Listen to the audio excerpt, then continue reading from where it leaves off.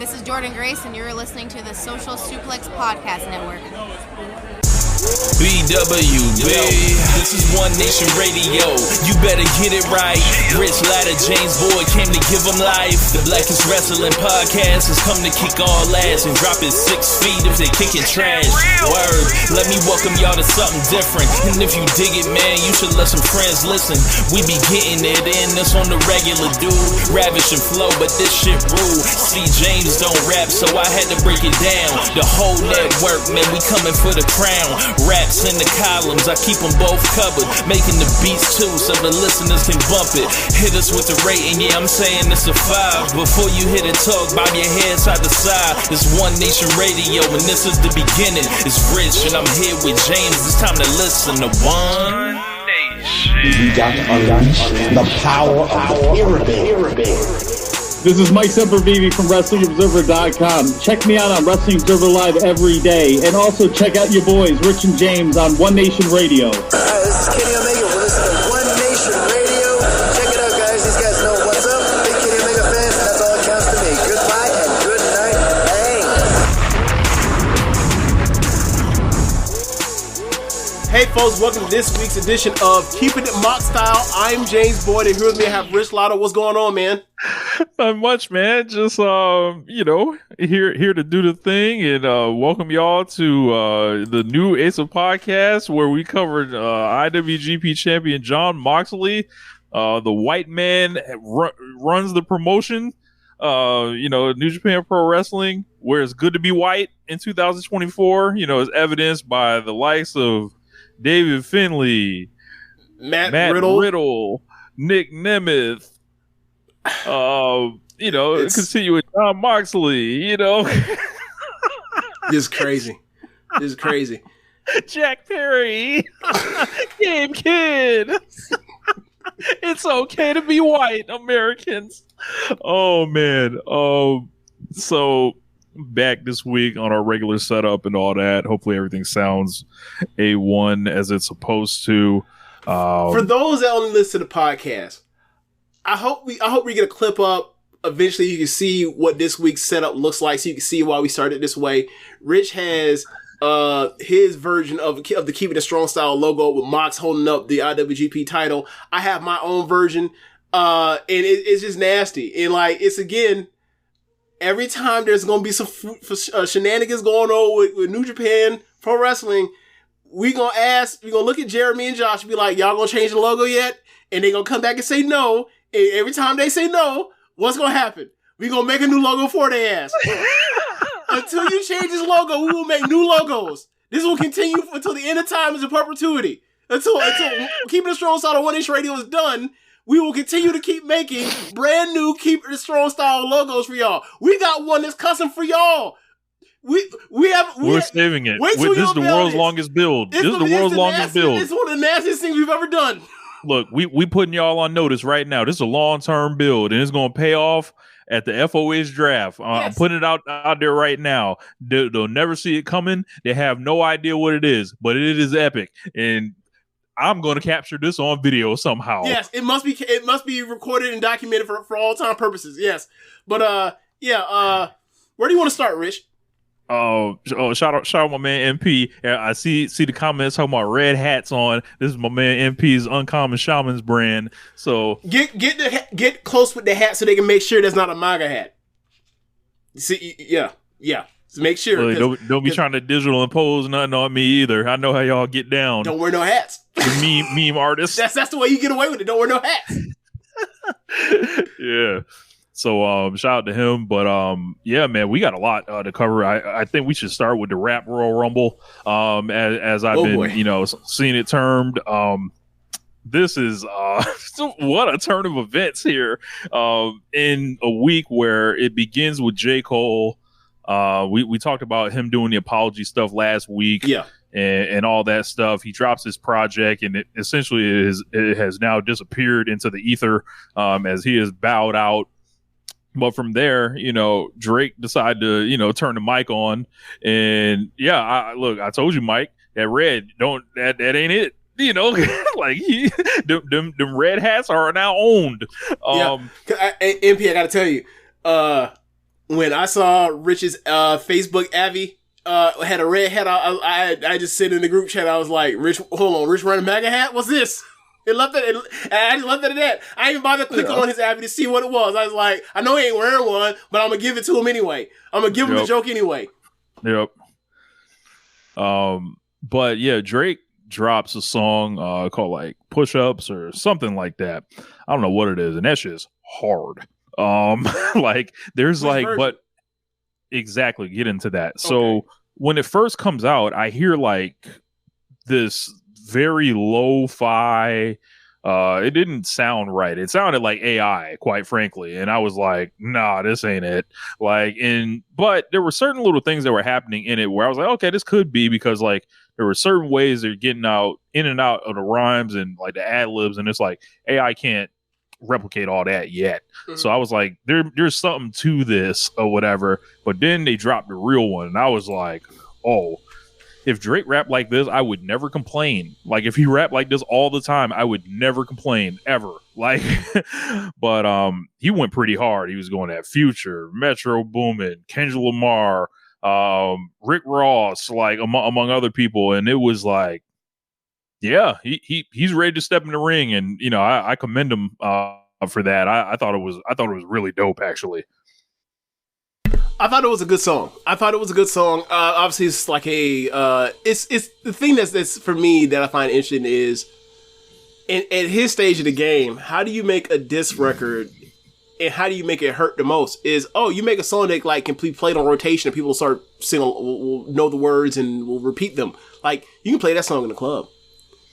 Mm-hmm. And like that's going to be the part that's going to hurt because it's a catchy song. And I don't mean catchy like it's a pop record. I mean like it's catchy like this is a Drake song that's like one of those songs that like it, you know, when any other batch he cooks up, where it's like that's one of the 5 songs that are going to get a rotation on the radio or wherever else you hear it for a while. Like it was one. It felt like one of those songs. So like I think that part of this game is also kind of new territory. Like we don't really get into the part where like we're going to make a diss record where we can really put it on the radio. I mean, that's more of a pop thing.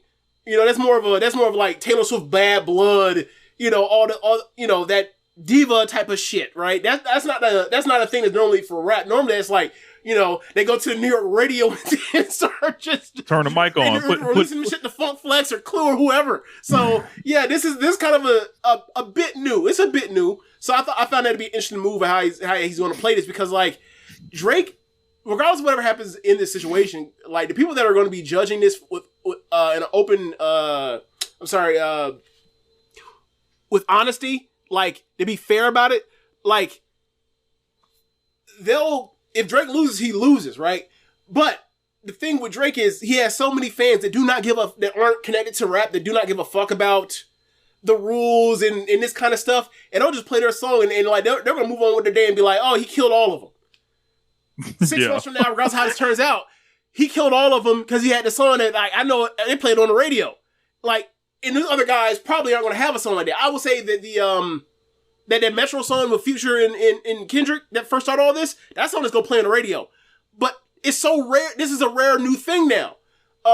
So I'm interested how this all is going to go, and obviously like the discourse beyond it, because obviously there's so many non-rap fans that like Drake. There's like I'm not trying to listen to what none of y'all got to say. I don't care. Like I saw them talking about Ross saying like why is he being ungrateful after Drake has given him his only hits. I'm like, this is rap. We don't give a fuck about hits necessarily in that way. And all person has been on Ross saying his diamond's fake as a hit maker, but it don't matter. He made Hustlin'. You know what I'm saying? So it's years really, before Drake was in the picture, right? Yeah, and also like he's made a number of great BMF rap records. A great rap album. So like it doesn't necessarily matter that he never made some, a bunch of hit records that wasn't, a part of the whole assembly line of that Miami Motown Khaled shit. It doesn't matter. So yeah, I gotta say, man, I'm happy that the We Are the World era of rap is ended. I'm tired of all the hand holding, all the extra long collaborations. Like somebody say you better than somebody, goddamn it. Somebody walk in the room and say, can't nobody whoop my ass. Like, and that's kind of like what has gone on here. And this has ended up the industry versus Drake. And I think like the easy thing, being as somebody that has done some diss songs or whatever, and kind of knows how to do this a little. Like the best scenario for Drake is him being outnumbered. He has more material than everybody else. Bro, he can just literally rap in a circle and be like, that Samoa Joe promo where he comes out, I'm gonna start with you, and then go to you, and then go to you, and then go to you, and just keep rotating them, and then whoever jumps out the most, you can get them. You can get, whoever, and it makes him look like an underdog. It makes him look like he's handling all these people at once, and it's actually easier to do, right? Because they all have to focus on him. They're all gonna be competing to kind of say the same thing. They all got to take different angles for how this works, and also like fit it to like their personal beef with the dude, and like that narrative, that oral history, that narrative being put together amongst all of them. People aren't gonna care about all these people, right? Like, like when he quickly dismissed Metro and said, "Set your ass and make some drums, nigga." Like Metro ain't got nothing. He's done. He's done. Right? Like you're just a producer. Not you're one of the best producers in the industry in the last decade, but you're still a producer nonetheless. Right? Like, if you took out Metro's name and put Timbaland or Dre or Jermaine Dupri or Swiss, it would have hit the same way. You'd be like, well, maybe less because, they did DJ shit where they would talk over the records, but still, it still hurts the same. It still hurts. Yeah, like now when Metro Boomin, like, his tag drop, people gonna chuckle under their breath like, oh, he made some drums. Like, yeah. That's funny. But from there, it it kind of set up, the internet was on fire, and it, got a very positive reception, I'd say. Then it spun off into... Before we move on, the thing that I mentioned is when this whole thing started, and I had made a point, it's like, you said, why is anyone scared of Kendrick? It's like, I don't know, he's 5'5", and then Drake on the line says, he's like, how the fuck you big stepping with some size 7 men's? Yes. Oh, I chuckled. Oh, I howled. Look, man, it's been a long time coming. Like, that's one of the things where it's like, I don't understand I understand like the beef things. Oh, he said this, that, the third about you, but it's like, well, happens when they in person if they ever in person, right? Oh, okay. So, like, this is the reason why, like, I feel like I conduct myself in this way where it's like, hey, man, you can pull up any One Nation Radio thing you want to, as far as me saying anything about anybody. And if they got a problem with it, I can defend it. And if they feel some way about it, it's like, hey, I can apologize if you felt I got out of pocket. And if I agree that I'm out of pocket, but like, I'm not going to just fold just to fold. You know what I'm saying? Like, that's the thing that comes with this. And I don't think that's a Kendrick even came with no disrespectful things. Like, hey, I just want to do this. But that's where Drake is going with. It's like, hey man, I'm going to go at the parts that really hurt you. In most short shit you can't change. Yeah. You can't change that. Can't nothing change about that unless he go get that surgery. Yeah, unless you're gonna wear lifts, or well, whatever. I mean, the surgery is kind of lifts too. You're taking parts of bone and infusing to other parts of bone. That's nuts. I heard that he'd be out of commission for months doing that. Yeah, getting them shin implants and shit. Shin extensions. But the whole thing with Drake, I think was surprising to some people, but I wasn't really surprised. Like, this is a guy that will rap or whatever. Like, then it spun off into Rick Ross like jumping on Instagram and like laughing with a beat playing in the back, and then like just calling him white boy just over and over again. And like, Rick Ross is not gonna out rap Drake. However, no one's expecting that. This nigga's hilarious. Like, he's fucking hilarious. Right. And if there's something you don't want to do in rap battles, is go against the funny guy, because everyone will point at you and laugh. Like, no matter what, it's easier to do. Right. Because look, it's one thing when like the verses are coming out, you're like, okay, the verse is what it is. But once you get in there with T.I. or Ross or 50 Cent, and the song ends after the hook, after the verse, and they start going, and they start talking that shit at the end, it's like, oh man, I forgot the worst part. We're like, these people are first Battle Hall of Fame rappers. At the same time, they're somehow better fucking insult comedians. And it's like, bro, you don't want no parts of that. You do not want to be on the wrong end of T.I. calling you a fuckboy. You don't. Bro, do you remember the Spider Loke diss when the game, it was like the 240 bar one, and he rapped over the I Know You Don't Love Me beat. Yep. And then like he had some old head just talk on the some OG nigga from LA. Yes, you dumb son of a bitch. Yes, yes. Yes, we need to link that, please. Y'all gotta listen to like how the game lyrically dismantles like Spider Loc, right? And by proxy G Unit, just right. Beats on them. Back to your point earlier, right? We were talking about it. The 1v whatever, right? One man army standing on business shit. Yep. It's so much. You have so much more material. They have so much less. They all have to compete with each other to come up with different angles and make it work. And you can just, in one song, diss 3 niggas in each verse or whatever. So just start throwing strays at people or 300, 400 bars, and you just slaughter. It feel like you just slaughtered all of them. And that's what Game did with G Unit. It's like, yep.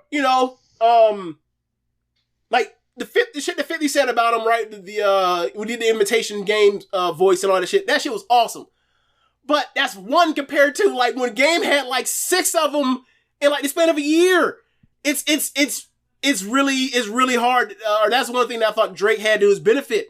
And then Ross came out here and was like, well, you forgot the part where like I'm just better at this because like I've done this for a long time. And he kept coming out. Look, man. Doing it. He drops like a song. Record, do you want to talk about the video? He drops a song and the rapping's cool, but it's like Rick Ross just rambling and whatever. Yeah. He gets to the end and then he starts calling him a white boy, which is really there's a particular nastiness to it. He's going, nigga, you a white boy. Nigga, you a white boy, which is like, we know what you really want to say. Look, I think I know what he wants to say. I'm not going to go there, but I will bring up another point that we'll go back to where we're at. He wants to do the Alex Jones video where Alex Jones is doing this. He absolutely wants to. And if people want to be like, well, what do you, and then people were getting on Drake for saying, in that thing with his mom or whatever else, said he was being racist. People were like, well, this is something a white boy would say, is like a white person would say it's a black person being, reverse racist to him. It's like, well, I don't know if he can actually say to his mom, well, this guy's being anti-Semitic to me. And like black people ain't going for anti-Semitism a lot of times anyway, but it's like, bro, I saw Ross in that video say that OVO is a pastrami posse. We're done. There's no plausible deniability around that. We're done. Bro, I didn't even think about it until you brought it up. I was like, yo, that's crazy. I was like, oh my God. And he's gonna skate on it because, he's gonna skate on it. But it's like, bro, that's anti-Semitic as fuck. There's no other niggas you finna say that to other than Jewish people. There's not. And he'd be like, well, what do you mean? It's like, okay, like, just wiki pastrami.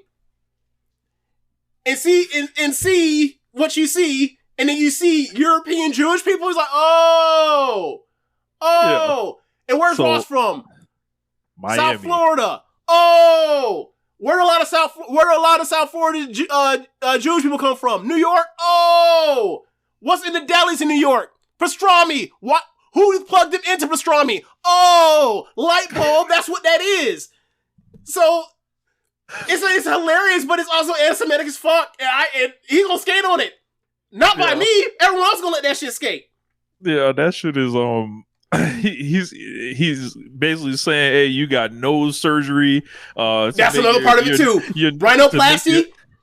Yes, he was like, call that man BBL Drizzy, and like talking about how he has, he's got 25% body fat, but he got 6-pack abs. Like, we know what that is. That man that took that trip to Dr. Miami or whatever, and instead of hitting the gym, eating right, like that man took a shortcut. And then he was basically saying, you want to be out here with the niggas. Like, bro, the way he was saying that, I was like, bro, that shit's like, gonna eat Drake alive.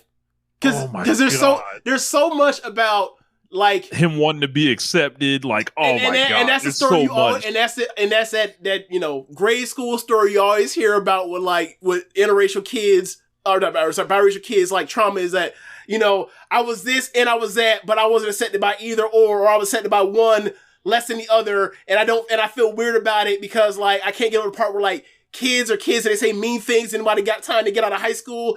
People are over that shit and you should get over it too, right? So yeah, man, like he's being real nasty about this. Like Drake, this shit hurt Drake more than anything else has ever happened. Like the deadbeat dad thing, I guarantee that did not hurt him as much as this has. I guarantee you. When he's alone by himself, he think like, damn. Bro, cause like he loves Rick Ross, bro. Like let's not get it twisted. Drake is a way better rapper than Rick Ross. But standing next to somebody like Ross for Drake, like that is fulfilling to him, like making songs with him. And it's like there's something there that he has always liked about Ross, and they've always made great music together because whether he felt like no matter what, he could out rap Ross, but the thing was Ross was always cool, so it always kind of, and he's tried to replicate that with like Future and 21 Savage and stuff, but it's never been as good as like the songs he's made with Ross. Because Ross is better rapper than those two you mentioned. Yeah. And like there's so much to this because like now they're all on each other on IG going back and forth, and it's like a funny kind of thing here. So before that all gets responded to, Kendrick Lamar is now like waiting in the weeds. Like I think he's waiting for all this, stuff to blow over between Ross and Drake temporarily, and then, he'll strike. I think after that, and the songs are coming, the gloves are coming off. I just hope Kendrick Lamar comes in where it's like, yo, I've been like, I heard Peter Rosenberg, and I don't bring up him often because he never really has anything of value to say. But I thought this was an interesting kind of point. He was saying, Drake and Kendrick Lamar, this is kind of like Floyd Mayweather's Manny Pacquiao. It's like happening a little bit too late. I thought that was an interesting concept, but I feel like these guys. In what okay, who's who in this scenario? I don't know who's supposed to be who, but I would imagine that Floyd is Drake. Okay. But I think they as far as it being too late, like I don't know, like I just feel like the more time you have, like the more potent you have the chance to be. Like, could this have happened between them, like when Damn was out? I think it would. Anytime you line them up, because people are still thirsty for this. Like, and it's like by far the most thing that's happened, like compelling thing that's happened in rap in ages, like amongst the men anyway. Yeah, amongst the men. Yeah, because look, I said this on Twitter, but anybody happy about this stuff, y'all need to thank Megan Thee Stallion for jumping it all off and handling that one lady, Have we heard anything from Nicki ever since she put out that Bigfoot shit that was trash? No. The 4 or 5 songs did not emerge. I wonder why. Yeah, so I think she went on tour or something, but okay, well, good for her. She's still making money. I don't mean that in a dismissive way. I know it sounded dismissive, but yeah, I like Nicki outside a lot of her music she's made over the years. I obviously don't like the fact that she keeps hanging out with sex offenders, but she kind of has no choice now. She's married to one. Yeah, it's really fucking weird. Really fucking weird. But yeah, we're all waiting on Kendrick Lamar now, yeah. And the ball's in his court, and I'm willing to wait. He wants to take 2 weeks, take a month, 2 months, whatever he wants to do. Like, everyone's like, oh, it's been a day, it's been 2 days. Like, I think, if you want to dissect somebody, could you do it in a day? Sure. But I think there's an element of strategy that's needed to this, especially with Ross coming in. You don't want to get swallowed up in the jokes of Rick Ross and the humor of Rick Ross and that whole thing. Right. You want whatever you drop to be the atomic bomb that goes off that gets the attention. I think there's also this thing of it, like people want this stuff so much faster in turnarounds than like what it was, 20 years ago, just cause. Right? Like the way people were on Cole and Drake's ass say y'all gotta respond, y'all got like a day, is like that's not how this works. Like somebody throws shots at you like 20 years ago, someone's not just showing up the very next day to talk about put out diss record. This was never the case. Honestly, technology is easier or whatever. It was like you gotta go about a strategy on how you plan on handling this thing out and like the counterplays and all that kind of stuff. Then also you got to start picking beats and then start writing shit. Like, I understand that like music is very, very disposable now, but that doesn't mean that like you want disposable disc records either. Because if you want disposable disc record, go ahead and play that Bigfoot like we was talking about. No one knows about that no more. Okay, that's what happens when you jump out too early. You gotta think bigger. You gotta ride that. You gotta ride that wave. You know, you gotta feel whatever's happening. MP says, how does Cole come back? He can never rap tough again. So I think it's hard for Cole because, like, you asked me, I think 2 weeks ago on this podcast, I'm like, who's the actual best guy right now between those three? I still think it's Cole, right? But ain't nobody gonna give him that one because of this right now, bro. There's so you know what it's like right now. He's like, all right, it is. You know, who's the best player in the NBA, right? And it's like the finals, and like you picking all three. You got to pick 3 people, right? 2 people are in the finals. One of them's not. Don't at that point in time, don't you dare say in front of a bunch of people, the one that's not in the finals is actually the best player. It don't matter if that's actually true. Ain't nobody want to hear that. And that's what's happened when Cole said, like, I don't want to. I want to take my name out of this. And like, I gotta be honest. I think Drake right now kind of wishes that he wasn't being called a white boy right now. I kind of think that Cole was like, hey man, whatever the hell is coming. Obviously the Ross thing that happened to Drake, that was gonna happen to Cole. But the possibility that like now you know this could happen to you is like maybe you got to fuck out of Dodge at the right time, because bro, those some deep wounds that hit at people, bro. That's deep. That's some. I don't even know how you handle that. As a biracial. I have no idea. Idea. Like if I was Drake and he was doing that, right, I would never respond to that. Same. And you have to no sell that and like talk about everything else that he's, you know, pointing out or whatever and keep that. But you gotta just the second you talk about your mom, the first thing gonna be like soft. Kobe Bryant, shake head, gift, soft. That's the first thing anyone gonna say. Yep. I say this though, Drake better be counter prepping. He better start picking beats now or whatever, because whenever that bomb comes back at him, like I assume it's gonna be great. You know, whatever Kendrick does. Yeah. So, you know, next round is you gotta look at that guy from Compton, California next. Head up. Like, it's not throw Future in here, throw Metro Boomin to be funny. It's not that. It's one-on-one after this. So, if you're any of these other guys that want something with Drake right now, right, that aren't Ross or not Kendrick, do you just get out the way? Or do you say, I'm going to drop something right now? You get, like if you're Future or something like that, you sell those 2 albums that nobody's listening to anymore. Like... like the thing about these Future albums is just are like indistinguishable. They don't stand out from one another. They drop weeks apart. He's just really just like leeching off of the shit that's going on between, you know, whatever. He's walking around like he's on the outskirts of the drug game. That man's like Levy from The Wire right now. Like, oh wow, that man has a briefcase. Like, he's all around. All these people are doing all the crimes and the drugs and the action, and then this guy's standing over there benefiting. Like, he has nothing to offer to this anyway. Really, like, I mean, I felt that for a long time. It's like it's this weird thing where, like, look, man, I like Future, but I don't think Future at this point is. You kind of have to say he's a rap Hall of Famer, first ballot. Even but he's not someone I rate as like, yeah, I think of all time rappers. I think Future. No, I do not think of the Davies that way at all, right? And that ain't no shame in that, right? But it's like, nah, man.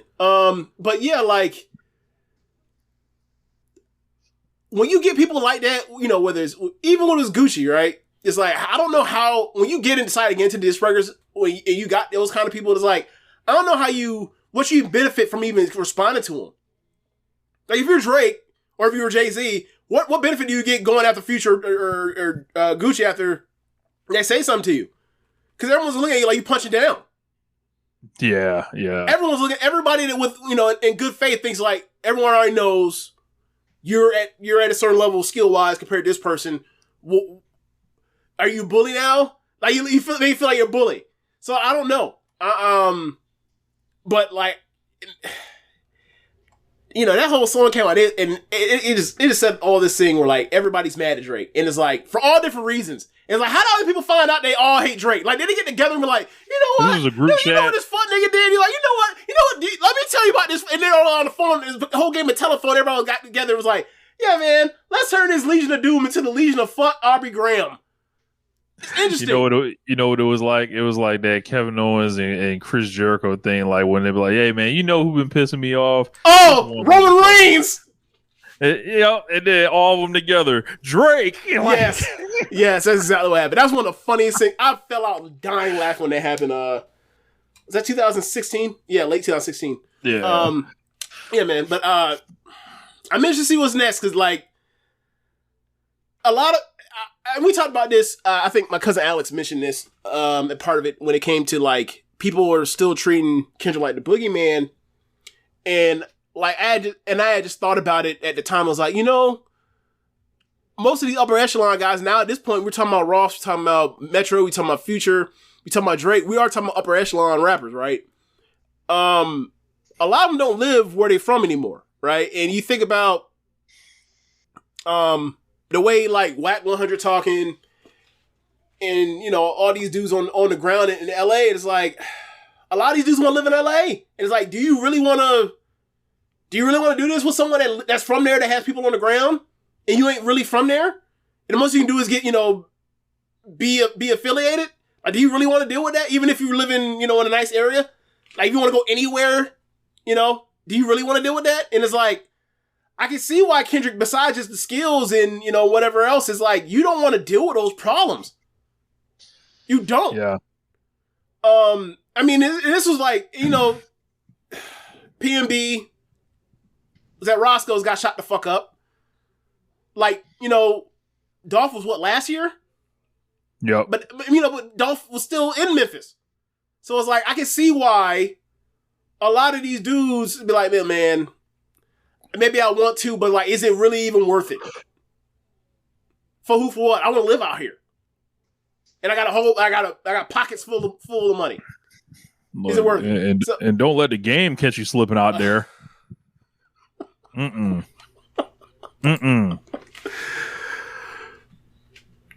So, anything else you want to add to it? Nah, just ready for the next rounds, man. Because like this shit don't seem like it's gonna wrap up no time soon. Nah, this seems like this is gonna be the whole rest of the year. Yep.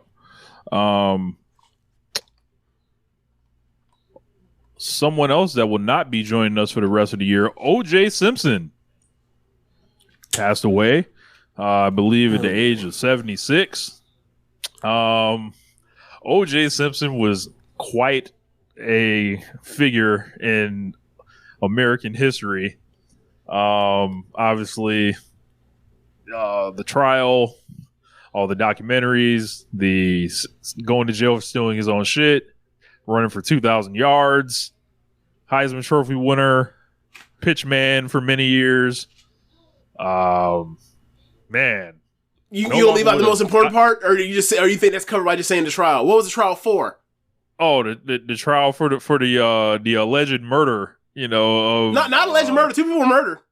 Oh, 2 people. Yes, 2 people were not here no more. But you know, he was tried for their murders. But yeah, man. I saw that, and I saw that he died. And OJ's reemerged on Twitter the past couple years, putting up these kind of funny videos, knowing damn well he's OJ or whatever. No sell the cancer shit to the end. It's prostate cancer, right? I think so, yeah. And he dies. And I see that on Twitter. I'm like, I'm gone for the day. I want no parts of whatever the fuck's about to jump off here. I'm out of here. What do we say about O.J. Simpson, James?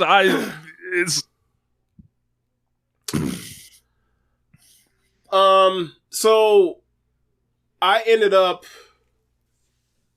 pulling up OJ Made in America, the 30 for 30 documentary. later in the day after I found out he passed or no longer with us.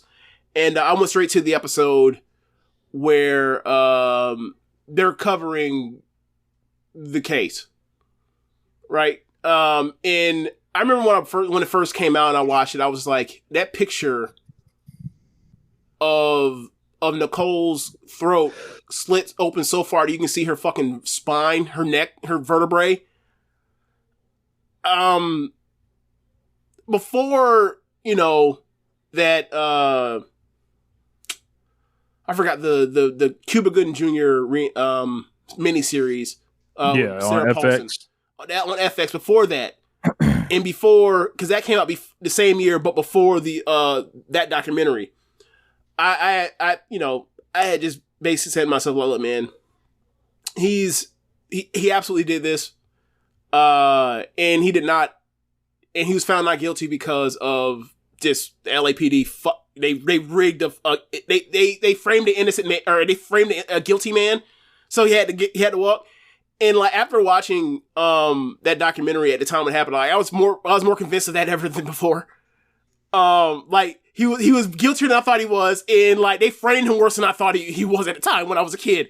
So it's like, yeah, man, like nothing's changed. Nothing's changed. And I don't, I don't know. I don't know what you got to say. I don't have much to say about OJ. Like I don't really find the stuff that people find the stuff amusing, and I don't think a lot of people saw that documentary and recognized like how heinous those murders were, which is like, I don't know why you need to see videos to recognize how heinous, like the two people got murdered with a knife. But yeah, it's I got nothing. OJ is a guy that crosses up a lot of parts of American history. He crosses up like the 1960s and 70s, like where civil rights, yeah, where motherfuckers are like these myths, essentially, like these people that are like, Jim Brown existed during that time, and Bill Russell, Kareem, yeah, and he's somebody that wants none of that, right? And he wants no part of like. No parts of Olympic boycott. He just wants to do it. Everyone else is like trying to be a part of a social movement. He's trying to avoid it. Yeah. The famous quote, "I'm not black, I'm OJ." He was someone that for a lot of years like skated above blackness, essentially. And then kind of by things that had nothing to do with him and the choices he made, fell into being like this representation of like sticking it to the man somehow, like just because of like the years preceding it with the racism, Watts riot, the LA riot after Rodney King, Latasha Harlins. It's a lot, all in LA with the LAPD, and it's like all these perfect case scenarios are all building. So by the time OJ gets into it, it's like he literally just Rampart, a whole bunch of stuff. He slips in there and is like, "Oh, that's the angle." Like, I feel like Johnny Cochran discovers this, right? And he's like, "All right, here's the plan." Like, and then like, from there, it's real easy just based on the history of this country to rile people up along the lines of race, along the lines of what the LAPD was shown to be on video. Like, so they have no trust. They have no way to stand on. And then like they're picking the people, like, the folks that they pick, the jurors and everything like that. And it's like they have shit in the case. Like, I've always heard it referred to as that. They've had shit in the water of the case. So what if shit is in your water, you cannot drink it. Right. Like, so no matter. Yeah, right. and like, did he like kill these people? I don't want to hear shit about his son did it. I don't want to hear none of that. That's always fucking nonsense. It's like, okay, so what part of his son involves all the fucking blood, and then like the Bronco, and then like the flight to Chicago, and the timeline of him flying around and people seeing the Bronco flying? Like, get that shit the fuck out of here, man. Yeah.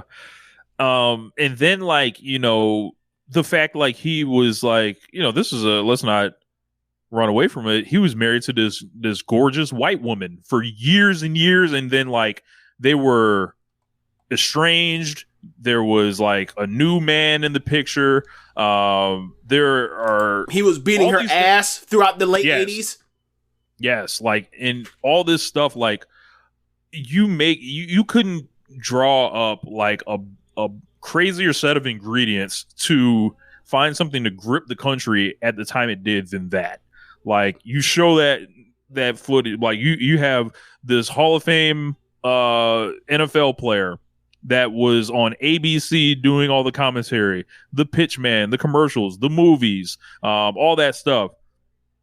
The Nicole Brown Simpson element, the LAPD element, the rise in racial tension, throughout whatever. And then from there, it's like that family doesn't get justice through the civil thing. Families, yeah. They don't get justice through that. They kind of gotta live with it and go to civil route. And they go to civil route, win, and then he never pays him anything. Yeah. So like, it's rough, man. Thinking about it, and then the last 25 years of his life, he gets into the whole Heisman deal thing. He's stealing his own whole stuff back. They over sentence him on that seemingly, as a response. Gets out and he kind of lays low and just kind of lives like this. I don't even want to say this, but like this Trumpian lifestyle, kind of like he's, I mean, he's on his own world. He absolutely is. Yeah. Like he's partying on all the golf courses with women like 30 years younger than him and all this other stuff. And, he did have a family and, he had kids and I'm sure they missed their dad. 2 families. Grandpa. Remember Nicole's not his first wife. Yeah. So like it is hard to just be like, just fuck them and everything like that. Like he meant something to people, but this is a very and I hate to say it like this. This is a complicated figure. Like, and it's like I don't know. Like OJ was never anyone other than OJ Simpson, and so many people wanted OJ Simpson to represent more something that he wasn't actually trying to be. Yeah, right. Than what he is, whether it was during the murders, during his career, during anything that had to do with anything culturally significant. He didn't want none of that. Like that, he just found himself being a charismatic, like good-looking guy, and those times blessed with great athletic ability and a gift of gab. Because like OJ, much like this is a random comparison. Like Cam Newton, for example, has a gift of gab. Sometimes we don't understand what Cam's talking about, right? But Cam he's charismatic and you like him or whatever. And I think OJ was like that for a lot of people. I can see that.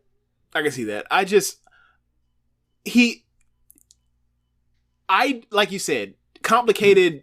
All the stuff around him complicated, but for me, it's like he wasn't complicated. It's pretty fucking straightforward. Just type in Ralph Riley, OJ Simpson, and it's pretty fucking cut and dry. The problem is we live in this fucked up country that fucks up everything and distorts everything. So people add their own bullshit to it and made it more complicated than it ever was. So like that's kind of where I am on it. Like. Whatever. If you are someone that believes in hell, he is there. Absolutely. Like, that's all I got to say. If you are someone that believes in hell, he is absolutely there. Moving on. Windy City Riot. 2 biggest kind of notable things from that. We, as you can see by the backgrounds, new IWGP champion Jon Moxley folds up Tetsuya Naito like origami, ends his IWGP title reign, the one that was supposed to go so long and supposed to just be this ace run that we just had to do over and over again. I'm here to tell you, it's over. Keepin It Strong Style pointed this out. If they put the title back directly on Naito from John Moxley. That's the dumbest shit I've ever heard of. Like, if they do that shit. This guy's finished. He's done. It's over. As far as him being the champion, being the man, no, it's not for him. Like, he can help draw the buildings, you know, from the number 2 position, just as he has done throughout the rest of his career. Look to those new guys rather than going back to this same guy whose body can't hold up anymore as far as his knees. The guy's going blind damn near, like he's a surgery away from having to step away. We in the final days, y'all. Like, that's it. And it's just ironic, you know, that he loses the belt to an American. He comes out here and it's just like, you know, this is supposed to be the Ace run. This is what you did with it. You did an underwhelming main event at the Tokyo Dome. You did another match with Sonata. That was a lot worse. You did Yoda Tsuji and then John Moxley here. And man, I gotta say, I'm not really fiending to see the IWGP Championship go back on him. You know, this is a chance. These 99 days didn't do it for you? Absolutely not. Okay. Couldn't even get to 100 days. Unbelievable. After all this time, how did y'all like it? Y'all was waiting for it. Y'all told us how good it was. I can't believe John Moxley, this white man, had to save the IWGP Championship from Tetsuya Naito. Shameful. And not only is it that, it's like this is John Moxley, who's literally been downcycled in AEW over the last how many months? How many months you want to say? He spent last year putting a lot of people over. Right. Put over Paige. Who else he put over? Orange Cassidy. Yep, put over Orange Cassidy. That's right. Yeah, put over Kingston. Kingston. The king of the. He put over a person whose gimmick is the king of bums. Or king of the bums. But king of bums sounds funnier to me. Like, I feel like we should be auditioning Tetsuya Naito for this role. You know, king of the bums. You know, we could see maybe they could team up. You know. So, what were we talking about recently? We were talking about supremely talented people that are sorry. Yeah. Right? I forgot. I think, it was Seth. We were talking about Seth. It's like, if he was in AEW, and I was like, look, man, Seth's very talented. If he came here, he'd do really well, but at the expense of who? Because this is like a zero-sum game. If you bring in Seth Rollins, you have to then take away time and effort and energy from somebody else. And is he actually more beneficial to AEW's company to do that? And like, is Seth going to want to play ball? Is he going to change up his style? Is he going to want to just wrestle WWE style? Because he's used to it, he's comfortable, and that's what made him a certain level of success, notoriety, and money over all these years. Does he want to do that? Do you really want to watch him and to figure out if he's going to do that or not? And I'm like, nah, man. Seth, look, man, Seth's very talented. Seth's a great wrestler. Seth's sorry. At the same time, he's sorry. And there's plenty of people in sports that we'd be like, that dude is very talented, but for whatever reason, they don't quite all the way work himself out. And at the end of the day, you guys like, what's holding him back? Oh, he's sorry. Tetsuya Naito, I've seen have some of the best matches I've ever seen in my life. At the same time, he's sorry. Yeah. I'm sorry. Like, I get it. Like, if you are a great chaser, but you can never hold him to the title, and this ain't like Josh made the point, you know, that's what they did with Dusty. I was like, but Josh, when they did it with Dusty, that's because they still had Harley Race and Ric Flair and who else did I mention at the time? Steamboat was around and someone Race, was around. Flair. Yeah, Flair, Steamboat, Race. And Terry Funk was around at the time, right? Like, that's why he kept having to chase. Because there were people that were like, that can actually be the champion too and do well with it. Him, right now, we're in a different stage of the career with Tanahashi. There's no Okada, there's no Ospreay, there's no Omega. Shibata's in AEW now. There is no excuse for him not to be the ace right now. And what's happened? Tony Khan has to come and lend their one of their guys to be the IWGP champion to help certify the next class of people. Oh yeah, Ibushi, another person I forgot to I mentioned it at the time. Like Ibushi also gone for the company too. Like there's nobody around. It's on him now. It's supposed to be his sole responsibility to carry this company. And we've seen people carry companies before. Right? Like all the bullshit that was happening around, Brawl Out and all that kind of stuff. John Moxley put the company on his back. Right? Like, I'm sorry, man. Like, EO leaves, Kyrie leaves, Maya put the company on her back. She took her ass over here to this stinking ass wrestling country and took the Women of Honor Championship and brought it back over there. Had better matches over there, and then came back and put over Kelly Klein, for fuck's sake. You know what I'm saying? You have to do more. Your job is to do more when the chips are down. Don't just tell me you took a pay cut. I don't give a fuck. Like, are you gonna do less because you took a pay cut? If that's the case, well then don't be champion. Is that what he's doing? He's like, well, I took that pay cut. I don't really. Y'all waited too late. All these bullshit chases. Whatever. And the thing for me is like, I almost feel like we're guaranteed he's gonna win the belt back in like Dominion or Forbidden Door, and it'd be like, oh, so this is like that evil title run, except with Moxley as opposed to someone sorry, which is better, but it's like, for who, for what? What support? Like John Moxley's not the he's not the long-term answer here. Of course not. Luckily, they've got some young guys, and that maybe they're protecting Naito, challenging those young guys in the future, right? Because y'all they'll run Tetsuya Naito out on January 4th to challenge for the belt, and then lose to one of these guys. Like that's for sure going to happen at a certain year, but I don't know, man. The intrigue is gone. That's what I'm getting at. Like, yeah. That's where I'm at. It's like, this was, you drug out that fucking roll call for 4 years. There's nothing left now. You did it for 100 days. You wasted 4 years for 100 days. Or less than 100 days. Great. Awesome. Don't we all feel happy?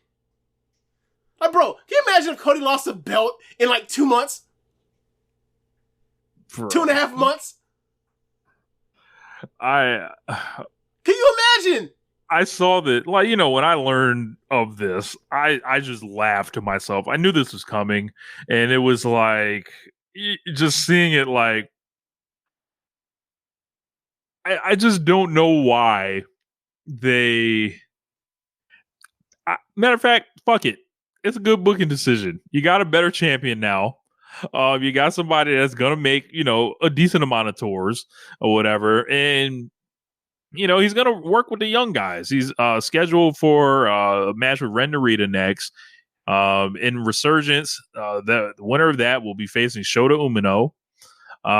And it looks like these American dates, like Moxley's a little bit better option there, and we'll see what happens at Forbidden Door and Dominion. I think those are the two events you're going to want to circle as far as like future title changes and stuff before the G1. Because if Mox goes into the G1 as a champion, which I would be highly surprised if that happens, that would assumingly mean he's going to work a G1.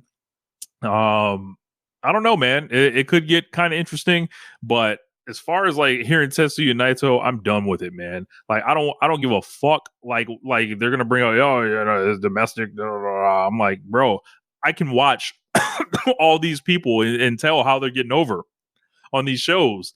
And when it comes to these, shows, I see the performance. You know who else is over? Hiroshi Tanahashi. How about that? Let's go back to him then. So, you mentioned the whole part about like, is if he starts out 0-2 to start another fucking G1, I'm be like, I don't give a fuck. I don't care. Whatever. We've done it before. We've done it literally every single time I've watched New Japan Pro Wrestling since 2015. He starts down the hole and can he make it back? Can he not? That's how you end up, in the last 2 years it was like that too as well. Like, I don't care. We're done. Like, It's the same old story. How many times are you going to tell a different version of the same fucking story? It's the same shit over and over. There's an evil force threatening to destroy the Earth or the universe, whoever the fuck. And what happens at the end? Oh, the Dragon Balls. You got to make a wish to fucking save somebody in some way, shape, or form, or make a fucking spirit ball. Okay, or spirit bomb. I get it. Fuck. Except this one, as at least in Dragon Ball Z, there are only three chapters of that. This has been going on for over a decade. And all we keep getting is sorrier characters injected in this shit. Evil, Sonata, it's not compelling, man. It's not. They need to spend this G1 doing what they should have did last year, which is elevate the young guys. Do not put them in the same fucking block. Put them in multiple. Like they need to treat this the way they were kind of treating New Japan Cup. Suji wins whether it's Suji that wins again or is Umino. One of them needs to win the G1. One of them two need to win the G1. Break the glass. I ain't trying to hear this shit about Renarita. He's in a faction that fucking stinks. Sorry. Get out the faction. He's getting his title shot now for a reason. Get it out the way. Get it out the way. On an old circumstance, you thinking that we're taking this shit to, Osaka Joe Hall, or we're taking this shit to Tokyo Dome with Renarita. We're done. Yeah. We got the reemergence of the scapegoat, Jack Perry. Best match of the night. A lot of people were saying, saw a voting poll in the Keepin It Strong Style forum. I watched the match earlier. Awesome match. Yes, indeed, we are jacking off, like Brewhaven says. And what? This comes on the heels. No. Let's move on from that. No. What? We jacking it. Jack Perry. We can't just say we're fans of Jack Perry and leave it at that. That's that it's something is already beyond us. Like it's already a thing. It ain't beyond me. I'm putting the mercy breaks. You stopping right the fuck here on this ride. Shout out to Keeks. So this comes on the heels. Man, I guess we should start with the tape. Oh now. God. All right. Yeah. So sure.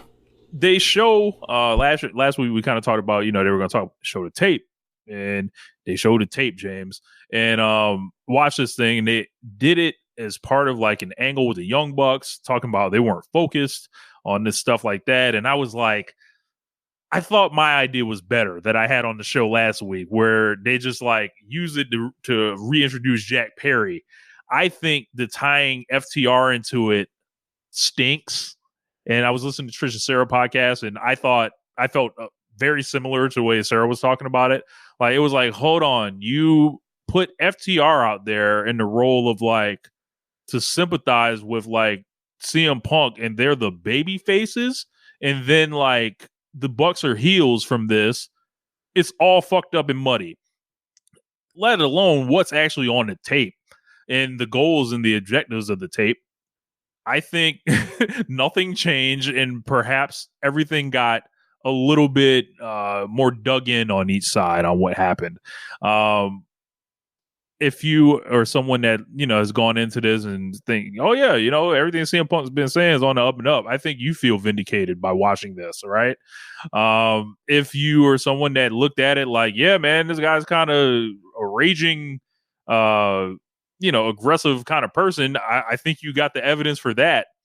However, when I saw this, I didn't feel good watching it. I was like, oh, this is just this looks bad.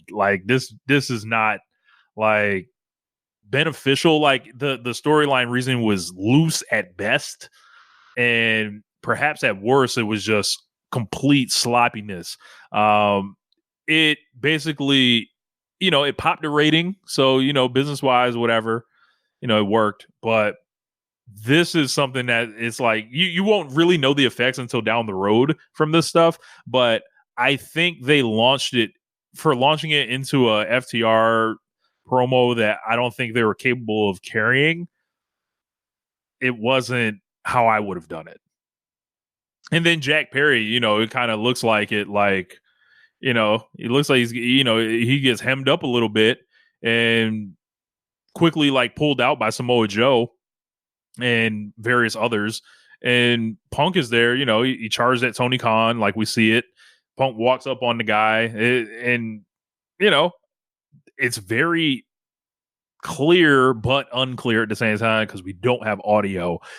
I think this is a Rorschach test, honestly. Whatever you want to see out of this video, you will see.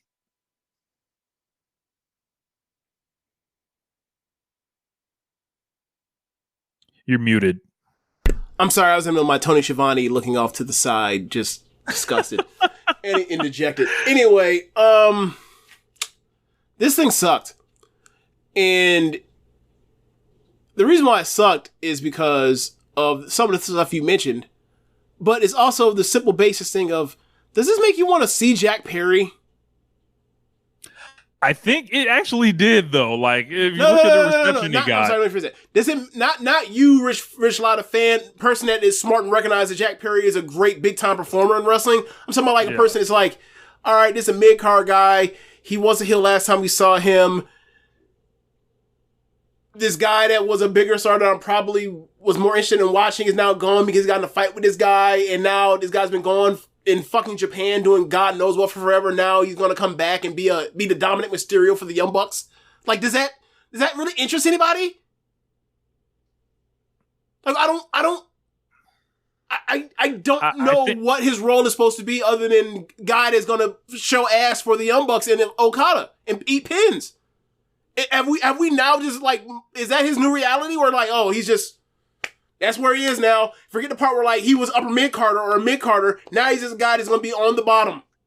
I think they've got to use this to push him. Like, and if they don't, it's a tragic mistake of showing this and doing nothing with it, because he walked into Chicago and he owned the building. Like, it was pretty interesting to watch. Let's just say that. Yeah, but like believe it or not, regardless of what some AEW fans believe, not every fucking show in AEW is in Chicago.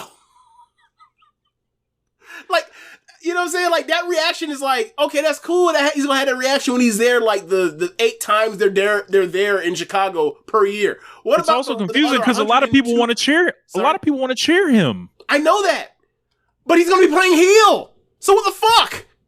Yeah, it's, you know what I'm saying? Like, this should be the good is so guy. Fucking stupid. Like, this should be the good guy. Like, this should be like, at least like, it does give clarity to the scapegoat thing. Because I don't know how you can watch that thing and be like, yeah, dog, it was Jack Perry's fault while he's standing there fixing his hair or whatever, just kind of calmly talking, and then he gets rushed. He does look like a scapegoat. Then it's like, why the fuck was that guy gone for 7 months? What did he do that was so bad? And then he's coming back as a bad guy. Right. That's dumb. And he's gonna be teaming with a group of bad guys. That's dumb. I feel like the only way to save it. I feel like the only way to save it now is like to have him like reject the Young Bucks now and be like, y'all could have like you want to talk about how this affected you. Y'all didn't fucking save me. I had to sit at home for 7 months, and then turn Jack Perry into the face going against like, you know, the Young Bucks and shit like that.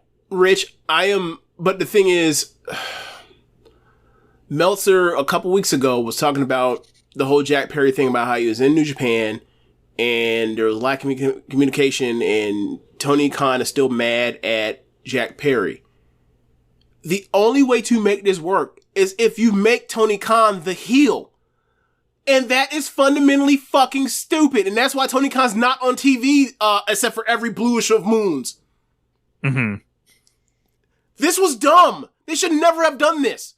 And not only that, like, think about it from a part where you're not even in the weeds as much as we are talking about this, right? So CM Punk had beef with a tag team in AEW, or had a fight with a tag team in AEW, and the tag team had one of their best friends with them. The Young Bucks don't talk about it. CM Punk talks about it. The tag team's friend talks about it, and every time those who talk about it is like, oh, people fighting to get over it, which is what people are supposed to say, and what you're supposed to actually how you're supposed to actually handle this. Meanwhile, the Young Bucks are not doing a fucking angle on this a year or 8 months later, and word is they lost that particular fight, And now they're teaming with another nigga that lost another fight to CM Punk. Hold on. I'm trying to. Okay. You understand Bill Watts would have fired all three of these people, right? You understand that, right? These are losers. These are fake wrestlers that can't protect the business. I'm sorry. I hated this so much. I hate all of this so much. I thought that the Elite was doing really well. With the Young Bucks and Okada, and now this is just mud. This is mud they thrown on a clean white fresh tee. And Tony Khan literally asked the Young Bucks to go make chicken salad out of chicken shit. And it still came out shitty. And the whole thing is this is supposed to be heat up Young Bucks versus FTR. This match had no juice going into it. I think it did that. But at the end of the day, when you then turn to a ladder match, you know the fuck's gonna happen if you have half a brain. They're going to go out there and wrestle, and wrestle more. And at the end, when the FTR gets up on the fucking ladders, there's Jack Perry, the good guy in all this, to fuck over the team that wasn't making excuses. This is fucking dumb. Also, nobody's doing a job here.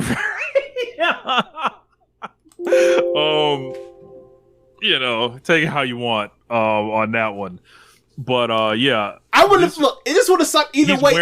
If this was a regular match, it still would have sucked. They would have wrestled, and at the end of the day, Scapegoat would have came out there and screwed them boys over. It'd been the same situation.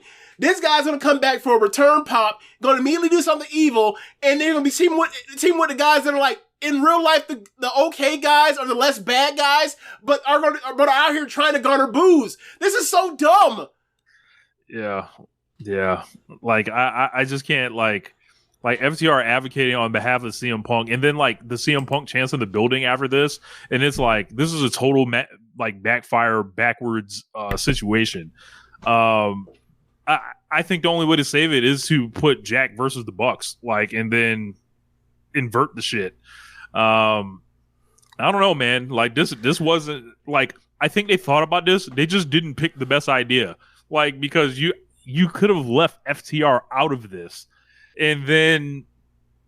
But that's the only way but that's the only reason why you would even show it. It's all right, we got FTR, we have the Young Bucks. This is number 4. What is going to be the hook this time? We can't say, it's a match. This match after we've had the first 3 match. Well, then determine who's the greatest tag team of all time. They have to have a hook for intrigue, and the intrigue was. Well, this one guy put another guy in a fucking guillotine, and then Tomojo told him to let go, and then he went out there and gestured or said something to Tony Khan and went out there and then beat the guy that was going to become the next fucking world champion on his way out to go to WWE. This is fucking dumb. Yeah. I swear, if this was 25 years ago, somebody would have to do the interview with Dave Meltzer, how Bret had to do the fucking screw job. This is fucking, what is this nonsense? I thought no one was dumb enough to do this. Hold on. Vince McMahon went on national television and tried to babyface himself with an interview while Bret Hart was out the door, thinking he was going to come out as the good guy for this. That happened. This is how dumb this is, Rich.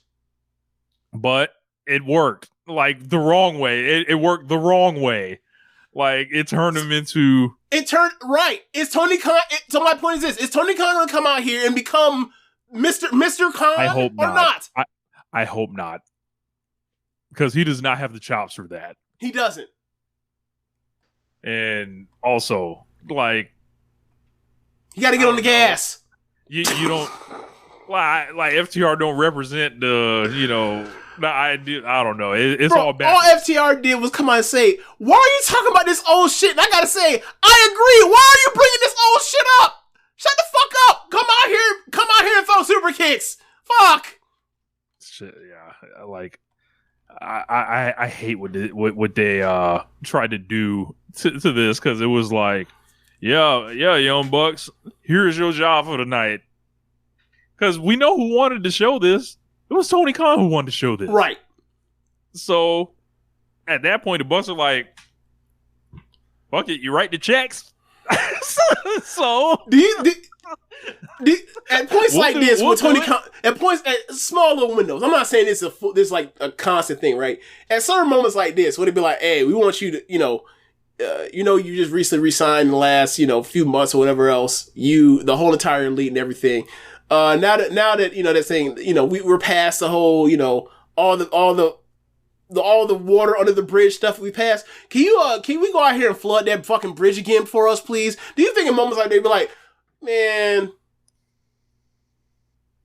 we should have went out there with the sex traffickers.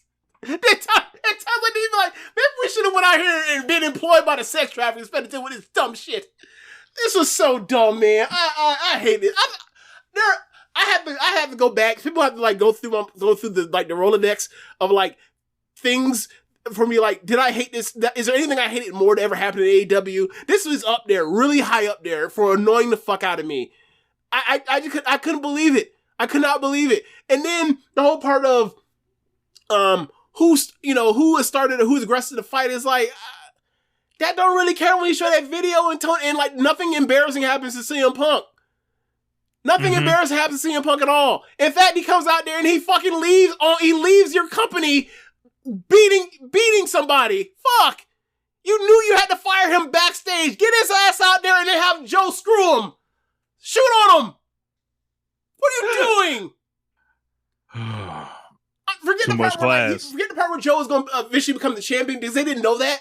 They didn't know that. Yeah, I don't think they knew that. But it looks worse now. Yeah. They should have brought out Judo instead of Joe coming out there. They should have brought out Judo Gene LaBelle in a fucking ninja suit. Like, it's been a change of plans. You want to shoot? We done brought out Jake Hager for that ass. Quick, we need to list some people that, instead of Samoa Joe's music, we sending such and such out. Jake Hager. Man, let me put his roster on. Anthony Ogogo. Yes, Anthony Ogogo. He's in England. Knock him out, Englishman. What Malachi? What was Malachi doing? What was Malachi doing? I don't think it was booked. Actually, he was there. He just walks in casually. I know, but was he booked? I don't think he was. I don't think so. Hey, time to use that. Time to put that Muay Thai to use. Yeah, send Marina Shafir out there. You know. Hell, I don't know if Roddy was healthy at the time, but like, Roddy be rolling. Yeah. Oh man. Yeah, it should have sent somebody out there. No, that's a hilarious idea. But Jack Perry comes into Chicago, eats all the chants up. It comes out the Cry Me a River thing, the Chicago flag, walking in with the SWAT team and stuff like that. Great presentation. Yeah. And him and Shota Umino have a pretty good match. I'd probably say like 4 stars. And, this ends with, they're chanting, you choked, or you got choked out. And then he responds by choking Shota Umino. He's doing various CM Punk moves, broken glass pants. Yeah. I like the setup he did for GTS where like Shota turns into a DDT.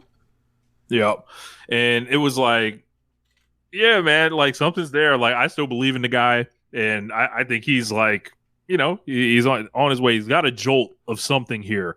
That's the part that frustrates me about this so much. Is like I believe in him too as a big match wrestler, and like you put him in a position where he's immediately like has to be number 4 in his faction, in this new faction thing, seemingly, and he's back and he's gonna be working heel after like he's going by the goat or the scapegoat thing, but like. People are going to look around and be like, well, yeah, he is a scapegoat. If you're a fan watching this shit or paying attention, like, yeah, he is a scapegoat. What? I don't have any beef with it. Like, he's the heel that's right. Yeah, that gets heat. Yeah. Obviously it does in certain situations, but in this particular situation, I don't see how this is like, he's going to go Bruce like, I got screwed over and over and over. Yeah, you did. Tony Khan sucks back there. He should have picked up the phone and got you back on TV months ago. What the fuck? at this point, they might want to consider like if like because a lot of this stuff is headcanon. Like I just assumed they were putting him with the Elite. Obviously, Matt Jackson was wearing a scapegoat shirt. Right. There was like shit like that. So like, if it's that case, I'd be like, I think the fix for this is to put Perry against him. Be like, don't use me for your shortcomings or whatever. Like you left my ass at home essentially, and Is this before or after he shoves Dax off the ladder? I mean, he could build up to the frustration, or I don't know. Maybe I'm trying to like come up with something it's going to take time. Whatever they do, they have booked themselves into a hole. A hole. You gotta, and there's only one way out of that bitch. You gotta climb right the fuck back out. But yeah, so seemingly he finished up. He lost to Umino, shook his hand after. So his AEW re-debut is probably imminent. Like, if I had to guess, Dynasty's next week, so maybe I'll see the scapegoat in person. I'm pretty sure you will. Pretty sure you will see him. Well, what else we got on this thing? We do have news of Rossi Ogawa's promotion, Marigold, launching. And James, do you have the roster that is... I have the roster of who's officially on, who's at the launch. Like, I don't have the for example, like the Actress girls, those 6. I don't know their names. I don't watch Actress girls. So I think I have it saved to a bookmark here. It's like a list of 13 wrestlers. Yeah, 7 Marigold and the other 6 are like the recent defectees from Actress. So do you want to start, or you want me to start? You can start. I'm gonna look for some of the information. Okay, so Dream Star Fighting Marigold had their press conference yesterday morning. Rossi Ogawa announcing his new promotion that he's starting since he got fired from Stardom at the end of either the end of January or beginning of February. I can't remember. The roster starts out with 7 full-time wrestlers. The 7 are Julia, Utami Hayashishita. I'm doing this for the clip because people are going to look around for Rose Marigold. Obviously, we know who the fuck these people are. Nanae Takahashi, Mirai, Mai Sakurai, now Ishikawa, who did Stardom's what do you call him? The not New Blood, but actually it was New Blood. As the fake Tam, and who's originally from Ice Ribbon, and Yuzuki, the rookie from this year in Stardom, that's now going by the name Victoria Yuzuki. Those are the 7. That's the launch roster. So they do the press conference, and then out comes Sari, and they announced that the main event for their first Corker Hall show on the 20th of May is Julia with X as a partner, unannounced, versus Sari with a tag partner, X as well. Io and Kairi? That'd be funny. And the other one's Asuka. And then, it wouldn't be Asuka, never mind. It'd be it'd be Io. But then next thing you know, Fuka, the original trainer from Stardom, shows up, who after she left in 2017 or 18, moved on to work with Actress Girls. She shows up with 6 former Actress Girls wrestlers, or actresses, because they closed down their wrestling division a year or 2 ago, and they put on play fights as opposed to real fake fighting, whatever. They have left Actress Girls because they wanted to do real wrestling. They wanted to open up the wrestling division again, and they didn't want to, and that's what it was. And they decided to all defect to now join Stardom. So if you look in, this corner, I'll move over. This corner, you see Rossi, Fuka, and Nanae, the original big 3 of Stardom, when they were started in 2011. Now back together again. All 3 of them, Nanae, Rossi, and Fuka, all happy again. Now, I do not know any of the 6 wrestlers from At-Risk Girls. My At-Risk Girls knowledge basically is like the wrestlers that all basically defected and moved on to other parts of the Joshi scene after they left At-Risk Girls. So that's like Ano, Tam, Nasupoi, Himeka, Miyuki Takase, those people. So I can't tell you any of them or how good they are. Also, I forgot Ami Sarai is also former At-Risk as well. So is Mai Sakurai. So I can't tell you anything about that. I think Waka's former At-Risk as well too. I think so. Yeah. But Fuka trained him, and Fuka's one of the best trainers I've ever heard of. Given her track record of what she did with Stardom, from Mayu to Takumi to Azuki to Azumi to Momo to Jungle. You get the picture. Like, she trained pretty much everybody that came out of Stardom up until she left. So like, I think Saya Ida and Utami in 2018 is like the change. Everybody before that came through Stardom, she trained. She's a pretty good fucking trainer based off that track record then. So we'll see what these other 6 look like, but starting with 13, that's really fucking strong. Most of Joshi, I think, as a full-time roster, that's probably the number 3 or the 3 biggest, or the number 3 as far as a roster of people contracted now, or full-time to a roster right now. So I'm here to see what they do. Like, they have, I believe, on the Sumo Hall show for Noah on the 4th of May, they're doing a like an all-star Joshi freelancers versus Marigold 8v8, 4v4, and it's Utami and Mirai and Julia and Mai Sakurai versus like Miyuki Takase, Takumi Aroha, Nozaki, and I forgot her name, what her gimmick is, but like is Riko Kawahara, and she's basically playing as the Great Muda's daughter. She spits mist, whatever. But Riko's really fucking good. So like, that's where that's the starting off point with this, and also mention the part where like when we talked about him leaving to start his own promotion, I had mentioned like maybe he goes to Wrestle Universe and everything, and sure enough, he's at Wrestle Universe. So like, I'm interested to see what he does. And like, this roster, after hearing that so few people actually left Stardom, this looks a lot better, given the people that are the 13 that he has, plus who he has access to seemingly. This looks like this could be good. And also, he's bringing in 3 foreigners. Yeah, deep scouting on that. Saw a picture of a woman named, I believe, Bozilla. Yeah, Bozilla. You know who trained her, right?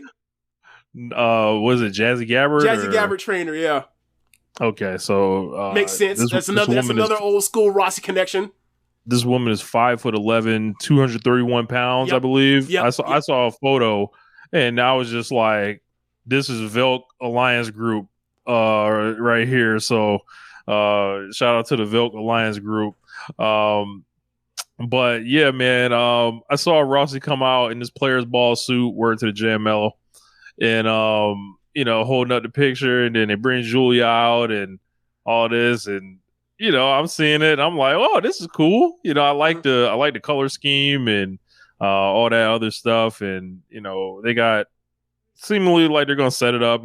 Some X's essentially in this first main event. I would assume those are high dollar imports or someone contracted elsewhere. I mean, I have no guesses. Like, this would be people that like just, might be finishing up somewhere else, might be surprised that are like people are going to be like eventually to sign in the future, and this is like their debut. But because like that's kind of what it was with Shuri. Like, Shuri showed up as an X for Julia, and then next thing you know, like how many months later, 9 months later, she signs with Stardom. So we'll see how this goes. I'm really, I'm back to being positive about this. Is thinking like this might be something that just kind of rinky dink and it'll survive because Rossi knows how to grind this out and make this work. But like now, like seeing that they're on Wrestle Universe, they're going to have live English, commentary. Like they're already, given that they don't have live streaming and they have English come, they're already ahead of Stardom not as far as resources or as far as star power or whatever else, but as far as like Rossi looked around and saw some limitations from Stardom World and was like, I want to get the fuck out of it. I want this to be better than it was. I'm tired of people telling Sonny that this shit is blackening behind. And he went somewhere that, was doing it better. So, and now they've got like two groups of Joshi on that Wrestle Universe thing. Yep. Obviously there's like there was no WWE money funding this and stuff like that. I kind of subscribe to the theory. I think it was Aaron that had brought it up. It was like, it would be funnier if they're funnier the way Rossi was acting and said, maybe this can be like a WWE ranch or something. It's like, the fact that WWE has no money involved and it makes it look like, God damn, you twerking for the Fed. Please help. Please send us somebody. God damn it. We'll send you people too. Nudge, nudge, wink, wink. There's also the thing everyone was up in arms about, the recruiting pitch, the 13 to 30 unmarried woman, not married, no kids, and also healthy. Yeah, and healthy. It's different over there. That did not go over well on parts of the English speaking audience. Hey, I have no disagreements with them. I think it's creepy as fuck too. I just happen to know that there is there is an idol culture there. There is a cottage industry of entertainment there that subscribes to that for men and for women too. Right? Like, I don't think that like Yoda and none of the young lions, I don't think any of them like don't fit those same categories of 13 through 30 and not married either. I don't think so. Get ready for the photo books, Brewhaven is saying, the underage photo books. So I was watching this. I was really like, damn, if I want to watch Utami, I really got to watch this company here. So I'm gonna give it a spin, whenever the debut show is, and hopefully, they find like their whatever they're trying to accomplish with it, like who are the people they're trying to build up, and the champions and stuff like that. I'm gonna be checking it out. Yeah. So, If Tokyo Joshi Pro didn't have such a goofy sensibilities for the undercard, I'd watch them because of how easy it is to watch them. They just have so much shit that's like, there's too much shit that's going on, and is more fitted towards what I watch around the scene that like I don't really get into that, except for like their big shows. So I wonder still watch them. I wonder will Marigold also have access to the Noah cameras as well.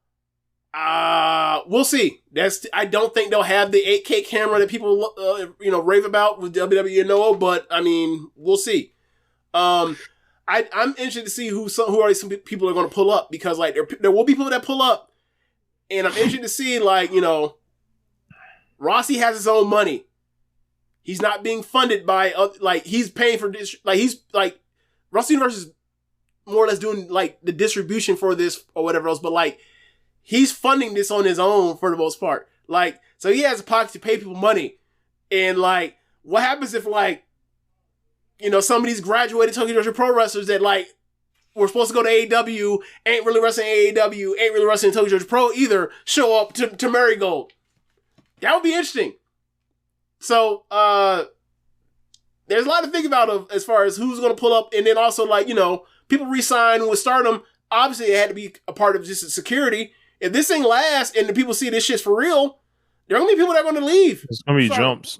Yeah. For sure. Right. Like, I don't think for a second that like Mayu, Shuri, Starlight Kid, or Azumi are absolutely sold that they're going to be around 2 years from now in Stardom. I think they can move. I think they're just in a situation where their contract dictated they could not leave at this point. And, they're professionals. But if this thing seems to have, a real touring schedule like it seems to have, first month is I think 9 shows. They're going to be wrestling in venues that they've all wrestled in before, that they've all done. They're back to Shinkiba. They've done Shinkiba for most of their lives. And they're going to have Kurikan. They're going to have. I saw that they have a KBS Hall in Kyoto. They have Osaka, but it's like the old. I think it's the one venue that they haven't done since like 2018. They're not doing what do you call it, Indian 2. We'll see. But like they're in venues where like just giving Utami standing, giving Mirai standing, giving Julia standing for how long they have Julia. They should be able to do well in those buildings. Like, I don't see why this won't be like the immediate number 3. I don't see why it wouldn't. And if they can you be steady, we'll see. I ain't gonna say the thing that's gonna upset people, but like I just think that like Rossi's version of pro wrestling, like it's easier to people to gravitate to people as opposed to this goofy shit. So we'll see where it ends up in a year or two. But I'm back to being like excited that there's like seems to be 2 serious ass Joshi wrestling promotions in Japan that like I can watch and like have translations for. So I'm happy on that end. Slab Side saying, how long is Julia going to be there? There are rumors that she's going to be showing up in NXT in July. Right. So I don't know. Maybe there's some type of handshake agreement on this. With the Fed, she might be able to back and forth. So we'll see. Yeah. So but I will say this: look, Stardom, AEW, Marigold, WWE. Either way, I win. I get to see good women's wrestlers bring their ass to America and outclass the Americans. I win. Azumi was on Collision this week. Yep. And Tony Storm's best performance in ages. Rich, did you watch her their match with Stephanie McClure? No. So that match was better than the Tony Storm match. Gotcha. So, and then the match she had, the three-way match in Ring of Honor, that match was about that same level as those other two, right? So it's like, Azumi came in, and like in 3 shows, I didn't see what she did at the Spark Joshi, I didn't see that yet, but in the 3 shows in her tour where she was over here from basically the 4th of April until the 13th of April, where does she rank now in Women's AmRest Wrestler of the Year? Is she, like, based on match quality, would she be in the top 10? I'm pretty sure she's in the top 10 already. Gotta be. Top 5, I'm not sure. That might be too much. But she's damn sure in the top 10. You know what? We need to ask JD from Red Leaf Retrocast. He keeps up the stats on this. I guarantee he sources this thing by AmRest matches. He'd be like, holy shit, she's like 6 of 3 matches. That's funny. I actually need to I need to do some research and see how Azumi was received within the company. I imagine it was well. She showed up. Now, for the record, you saw the match, right? Yeah. Okay, so is that anything out of the ordinary? Was that a special match for Azumi, or was that the shit that she does at house shows? That was just like a rollout, and it felt like that was like a brisk, like, yeah, I scored a light 20 or whatever. Like I didn't drop 40 or anything, but I just got my average essentially. This is the shit that is aside of the Natsuki Taiyo C4 suplex she did. This is the match she's been this is a level of match she can have on average since she was 16 years old. Hey, also spoke a little English too. Like did a promo, and found a friend in Anna Jay. Number one stupid. Yep, found a friend in Anna Jay. Anna Jay is playing amongst the Stardom women quite frequently here. So might see Anna Jay in Queen's Quest. Might see her with Mina. I don't know where it's going, but something going on. Rich, thank God for Marigold. Thank God for Marigold. If she gonna bring her ass to the World Wonder Ring, then thank God we got the Dream Star fight. Anyway, yeah, man. Just she does what she does, and there's some word that she's gonna come back for Forbidden Door. I hope that's the case. I think that she's. I hope she wrestles Mercedes. What part of Kentucky was it? It was damn near Cincinnati. Okay. So, it's Eastern Kentucky. And she shows up. She has no video package. She has no promo. She just walks out and just wrestles from underneath and then does her thing. And for me, like, for her to get over, for people who don't even know who the fuck she is, to like, they're cheering for her 90 seconds of the match. And then by the end, with the most over woman in the division, and they're chanting back and forth her name and Tony Storm's in the last half of the match. It's like, I told y'all for years, for months, if you pick anybody from Stardom, the person to pick is her. She just has such a way of wrestling that's so easy to get over for her. She didn't pull out her whole bag. She didn't do a Canadian Destroyer. She didn't do the Amethyst Rain tornado leg drop. She didn't do like her Hurricane Rana packages and shit she has. She didn't do none of that. The high speed finishing sequence. Right. She didn't do none of that. She went out there, worked underneath, and got thrown around by a woman that was bigger than her, and then threw a suplex, and then a couple of spots, and then bumped hard for her. She did standard wrestling. Yeah. So for me, it's like, I'm super happy. I mean, that's the reason why I'm wearing my Queen's sweatshirt right now. Like, it's just, I just like, yeah, man. I've watched this woman since she was 16 years old. At the time, I thought, like, by the time she's 24, she'd be the best women's wrestler in the world. Like, she's the best women's wrestler, or she's the best wrestler I've ever seen. It's ages 16 through 19. She turns 22 this year. Like, she's the one they've picked, it seems like, to be doing this or whatever else. She has a real shot, man. She has a real shot. If they get her over here, like, you know, I don't necessarily say like it's a catch type of thing, but like, there's no reason why she couldn't. There's no reason why she couldn't.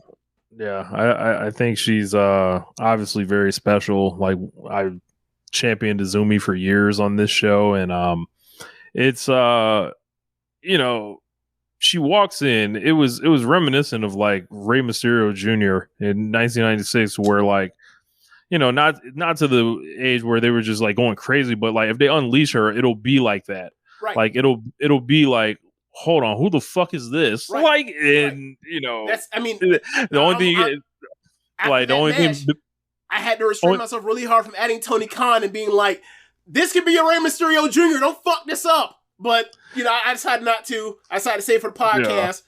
You know? I was like, the only thing that could have made this better is if they actually sent Azumi out on pay-per-view and didn't tell her it was pay-per-view and just say, you know, you got 20 minutes, you know, go crazy. That's funny. She would have figured it out.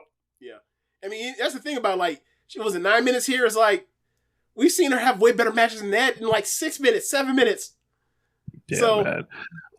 Like they gotta import, you know, the SLK Azumi match. They got to, like, bro, you do not want to unleash that on America. I need to send some messages and see if you know, you can get this cracking on a Saturday night or Friday night. Wherever they put that. Nah, here's the thing. Yeah, Saturday got the time, whatever. Actually, fuck it. Put it open. Let it open Dynamite and be like, what? Like what? Let it open Dynamite and be like, what the fuck is this? And then just in the middle. I don't want no build up. I don't want nothing. All I want is the match graphic at like on Tuesday. That's all I want, right? And we don't know it's opening the show. Nothing. Pop it out there. And say, and let them do a draw. Let them do a draw. Yes, kill the ratings. Yes, do it. Yes. I don't know what the ratings have to do with my enjoyment of... not take that back. I'm gonna finish my point. I don't know what the ratings have to do with my enjoyment of the TV show one way or the other, right? Like, I thought that, you know, last week's episode of Dynamite was one of the worst episodes Dynamite ever had. I think it did the best rating in months. That, you know what I'm saying? Like, stop being caught up in the ratings. Anyway... If you were just a fan of one to watch quality wrestling or whatever, stuff you enjoy. Like, I didn't enjoy that show. Man, at one time, James, Azumi wouldn't have been able to set foot on Collision. Right. Man, how far we've come. Yeah. And Collision was a great show this week. It was a great show. So let's talk about AEW Dynasty, man. Let's do like preview. There's 8 matches announced so far. I think some other stuff is due to get added this week. So let's start with Will Ospreay versus Bryan Danielson. It's been promoted pretty heavily in the video packages. These guys have, wrestled in this kind of anything you can do, I can do better type of thing.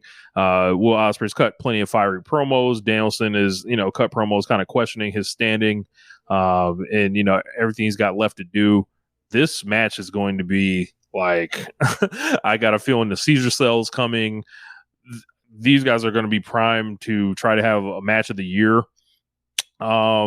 This is going to be, we already know what Ospreay has been doing on pay-per-view. Danielson this year has been like just on another level. Anywhere he's been awesome. And, I'm going to see this match in person. So I am like ready for this, ready for the greatness. And I really don't have too much more than that. Like I'm interested to see how their styles go together. But I mean, I've seen, Danielson wrestle against guys way more athletic than him. Like I know what it looks like. Right. Yeah. I don't really have expectations what this match is going to look like. I'm just excited to see it. I think it's going to be an awesome match. And it's one of those matches where like, I've never really thought about, like, obviously these are two of the best wrestlers of this particular generation, but I never really thought about like them actually doing it other than it was announced. Like, wow, I can't wait. Like my anticipation is just like, I want to see an awesome match. I don't really have much else aside from that. So like, yeah, man, I'm just bring forth the match, and I'm ready to see an awesome match between these two. Yeah. We got the finals for the tag team tournament. Ladder match, FTR versus Young Bucks. We know the Young Bucks are ladder match masters. FTR has had some good ladder matches in the past. Nobody's getting pinned here, but I think everybody is kind of looking around for the scapegoat, as we mentioned earlier. I'm going to see this one in person, so hopefully they go crazy. What do you have the over-under for this match for star rating? 4.5. Except, like, the only other thing has been the Young Bucks and FTR just haven't. I feel like they've only really got it right once, and that's their second match that they had together. I think all three of the matches have been great. It's just I was really disappointed. I thought I did not like the whole Love Letter to Pro Wrestling ass match that they did, for one, especially for the length it went, and also like. But like I really like the other two matches a lot. I think the second match is my favorite of the three. Obviously, I think it's the best of the three. But I'm still talking about like a match that I thought was like, I probably gave the All In match in Wembley like 4.5, maybe. Yeah. So like, yeah, I want to say 4.5 over under 2, but it's like if they go out there and have 5-star match, I'm gonna be fucking shocked either. Yeah, it just seems like it's never gotten to that place where you feel like it should be. Like, this has never felt like the Young Bucks versus the Lucha Brothers. It's never felt like FTR versus the Briscoes. Right. So, like, there's just something that has prevented them from going all the way. So, I don't know. But we'll see if they can get there. TBS Championship match, Julia Hart versus Willow Nightingale. It's time to crown Willow because Willow has much bigger fish to fry. Yes. We're done with the bullshit. Can we do a squash? I think for Julia's future, if you're someone that thinks she has a future, I think it would behoove them to actually try to have a good match, and she like gives the belt off in style, in whatever style that she has to give it off with. Yeah, her style is her style. Yeah. I mean, it should fit pretty well together. Like, Willow can base for her for the things that she does. So like, Willow can do everything for her. So yeah, I think they should have a good match, and obviously Willow needs to win, and then we can move on. And like, we can never see Julia on Wednesdays ever again if we don't need to. So that'd be a win. And I also mean like Sky Blue. Y'all just Saturday crew, so that means like I might only have to see them like maybe once every 2-3 weeks, depending on what Danielson's doing or whatever Joshi offer match. Tony Khan's trying to use this bait to get me to watch. So speaking of Saturday crew, the House of Black will be taking on Adam Copeland, Eddie Kingston, and Mark Briscoe. I can only assume this is not a singles match for nefarious reasons. But yeah, babyface army team versus House of Black. I think this should be good enough. All the faces are very over. What a weird team. If I would have told you like 2 years ago, yeah, this is going to be a team that's teaming up in AEW, you would have never guessed this one. Yeah, what do Copeland and Eddie Kingston talk about? Love for the game, I guess. I guess. They talk about the NWA and shit, and I don't know. The rated chicken hawks or whatever the fuck. I like mixing up weird baby faces like this, so I'm fine with it. Like, I think it'll be a good match, so I'm good with it. Like, it's something to get everybody on the card, so I'm fine with that. Baby faces win for me. Sure. Singles match for the AEW Women's Championship. Toni Storm versus Thunder Rosa. Thunder Rosa cut a really good promo on Collision. And she's someone that, people go in on her promos for, various reasons. And, some may have to do with language barrier too. But I thought that she showed like plenty of emotion and fire. And I was like, yo, it actually feels like, she cut something that resonated and it meant something. And it was like, oh, it's not just she's just getting rolled out here as a challenger of the month. I don't think she's going to win or anything, but I think she's getting screwed. It made it worth it for me. Yeah. I like the promo a lot. I got to say, like, I think it was Willow that started it. Like, the promos when they're facing towards, like, they're basically in, like, the Gorilla Monsoon position. Yeah. And, like, they face out towards the crowd. I like that shot. And I also got to say, like, I'm so glad Kevin Dunn and Vince are away from fucking pro wrestling production. Like, both companies are so much better now. Like WWE, like that interest for Sami Zayn last night was like, you could have done this for years. You could have done this for years. You could do this with CM Punk in Chicago. You could, like, you know what I'm saying? Whatever. Moving on. Back to the lecture at hand. I really liked it. And like it, and she did mention she did mention Deanna. So it's like, I think Deanna's turning heel by screwing Thunder Rosa. That's how you get that feud. So I'm good with that. I'm good with that. So, at first I thought that Mercedes was coming to be the AEW World Champion, but she's obviously headed for the TNT thing. I don't know who's going to take the belt off of Toni Storm, but whoever it is, I need them to emerge. Yeah. Like, unless you're going to bring in, like, women that can bump around her for Toni Storm and make her wrestle like she's a big woman. Because, like, she's kind of like wrestling like a strong woman. Like, she does all the, almost like a vaudevillian character to go with the 40s actressing, like, in ring anyway.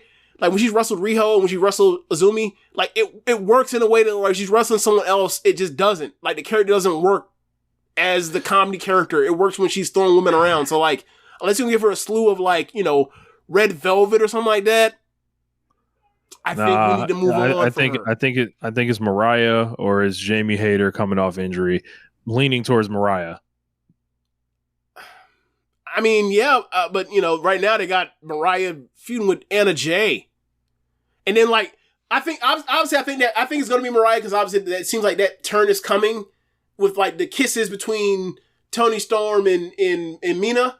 So I think that is coming, but they need to get to it now. Like, I need them to do that now. They turn Toni or Mariah, which is weird because, like, that whole storyline started as, like, it's going to be some single white female shit where, like, obviously this psychopath is going to, like, try to wear Tony's skin, but it hasn't broken that way. Her gear.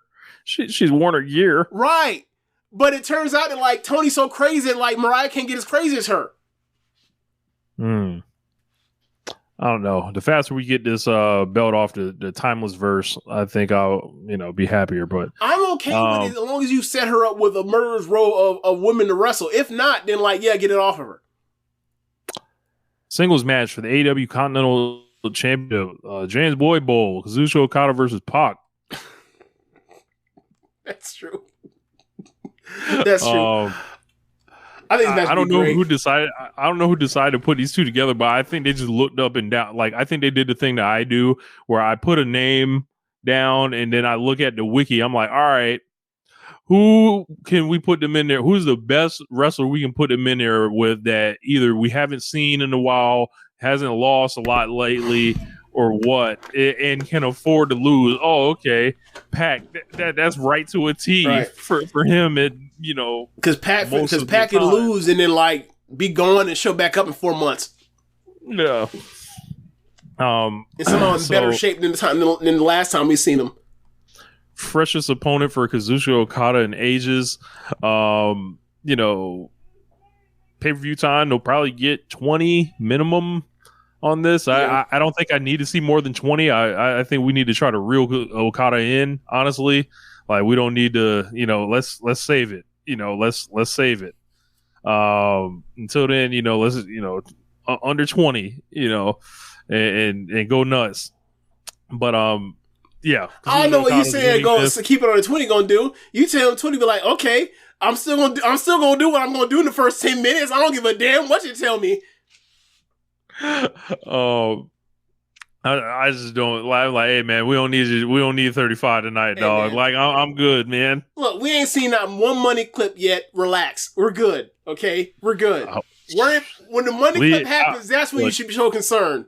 I hope that shit didn't come through customs. So but yeah, this is gonna be excellent. Because the Rainmaker 1, 2, 3. Yep. Do the bus interfere or do any of the new elite interfere? Just straight up clean. Okay. Oh yeah, because Continental rules. That's right. Rules. That's right. International Championship. Roderick Strong versus Kyle O'Reilly. Sign me the fuck up. Look, this is one of those matches where based off of rep, we know this match is going to be awesome. But based off a storyline and how they've been portrayed, I don't know people. If this were a WWE crowd that are uninitiated or that aren't aware of what these two are capable of as wrestlers, I figure like, you kind of whatever. But we know this match is going to be fucking awesome. So that's the thing. But like, as far as the story they have, it's very, very, very plain. It's very bare bones. It's really not interesting either. And I really like both of these two a lot. But like, the way they portrayed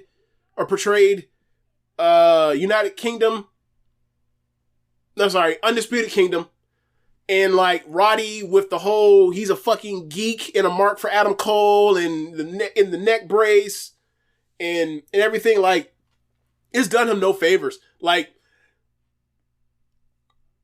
they should just switch the title just to do it. They could, but I think, they've got more in mind with Roddy. It kind of kills Kyle O'Reilly dead, to just beat him, off the return like this, but we're here now. So, I guess they could always do the Undisputed Kingdom screw him in the match. Like Wardlow comes out there and screws him, and then like he works his way back to them or whatever. It was like, that's so like you got to keep that moving, like, because like I don't care because they're done. They're toast. Yeah. Undisputed Kingdom is toast. I think Roger Strong's going to win here. I think there's other stuff going on down the road that O'Reilly's not factored in for. So I can see that. But either way, with the belt or without the belt, Undisputed Kingdom, they're like they need to move them Saturdays. Say they just move them to Saturdays permanently. Sure. Yeah, I mean, unless they want to unleash Roger Strong and say, "Hey, man, can you just do you?" I wish that was the case. But that means they have to get rid of the fucking glasses and the stupid fucking mustache and get rid of those fucking geeks. And last but not least, the singles match for the AEW World Championship. Samoa Joe versus Swerve Strickland. I think this feud is kind of flown under the radar, but every week they've done solid like segments, like just traditional like classic segments to show this is like to make this like heated, to make it feel like, yo, somebody wants the title here. He's not going to be denied. And they've done attacks. They've done, face-to-face promos. They did a contract segment. And I believe they have, at least Swerve has another promo coming up this week, Wednesday. Just seeing, last month, obviously, they were in the three-way with Hangman and immediately rolled into, Joe versus Swerve here. Mm-hmm. And gotta say, man, it looks like it's that time, man. Like, everything, all my buzzers are going off. Yeah. It almost seems like you said like how well this is all worked out. I feel like almost it's so obvious to people that they're not seeing what's in front like of them. It's almost like a foregone conclusion, so they're not actually interested in that kind of way. It's supposed to building anticipation, and that sort of stinks from that perspective. Like, you almost wish, like, maybe if they had did, like, the number one contenders match, which they wouldn't have done, but if they did number one contenders match between, that went to the draw between Swerve and Hangman at Revolution, and then did the three-way on TV, and then got to here, maybe the timing would, like, I feel like the timing's, I thought it was almost like past the peak of the coronation for Swerve. Like, people already know he's going to be the next champion, it kind of feels like. So, like, people aren't really sweating this, but it's like, so they're, like, ignoring the part where, like, that whole contract sign was fucking awesome. It feels like that. It's like, they're doing good work, but it's like, it doesn't feel hot at the same time. It's weird. It's strange. Like, bro, like, they've been doing great attacks. Yeah. So I don't know, man. Like, I think the whole deal with the chain has made, like, Swerve, like, kind of look still rough around the edges. Like, he didn't just turn into a smiling good guy or whatever. I think there's still, like, like, you still know that he's a sick motherfucker down deep. He'll do what he got to do. It's a regular rules match, right? Or do you think by switching to blood, by signing it with blood, they're going to change it up in the last second to give you something else? Yeah. As of right now, it's just a singles match, but I would not be shocked to see some type of no disqualification thrown on this, just because of how how the stakes have been raised on this thing. Mm-hmm. Yeah, I'm with that. Like, this could use a double. This use like a double juice type of thing. To get people like more interested in this thing, as opposed to like, oh, we know it's gonna be good, but like, there's two other matches that we think are going to be better than this thing, right? And I mean, the nigga has been carrying around a chain. You could just make it a dog collar match. Okay, so yeah, you could. It's earned that, but I don't know if I actually want to see Samoa Joe in a dog collar match at this stage in the game.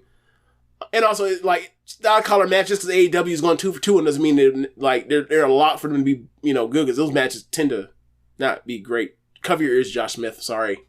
But yeah, so I'm the